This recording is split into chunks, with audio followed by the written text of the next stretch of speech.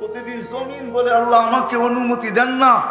আলা কুল্লা ইয়াউমিন ওয়াল বাহরু ইস্তাযিনু রাব্বা, প্রতিদিন সমুদ্র বলে আল্লাহ আমাদেরকে অনুমতি দেন না। আলা কুল্লা ইয়াউমিন ওয়াল মালাইকাতু তাস্তাযিনু রাব্বা, ফেরেশতা বলে আল্লাহ আমাকে অনুমতি দেন না। আমি ঘুরা বলতেছি, ঘুরা।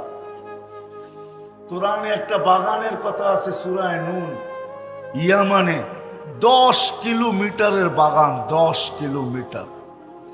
আমি ওইখানে 4 বার গেছি। ওই পানি দিয়া চতুর্দিকে সেচন হয়, ফসল হয়, কিন্তু ওই বাগানে একটা ঘাসও এখনো ওঠে না, একটা ঘাসও ওঠে না।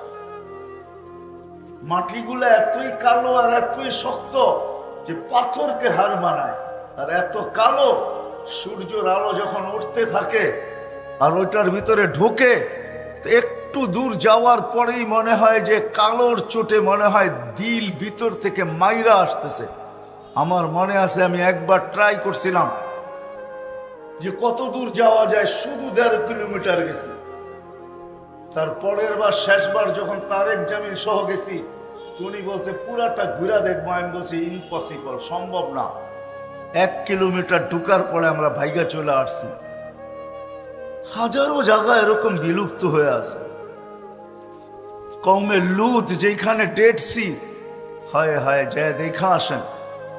ডেড সি যেটা জিবরিল আলাইহিস সালাতু ওয়াস সালাম তার পরের খোঁচা দিয়ে উল্টায় মেরা দিছেন। 5 কিলোমিটার চওড়া, 100 কিলোমিটার লম্বা ডেড সি।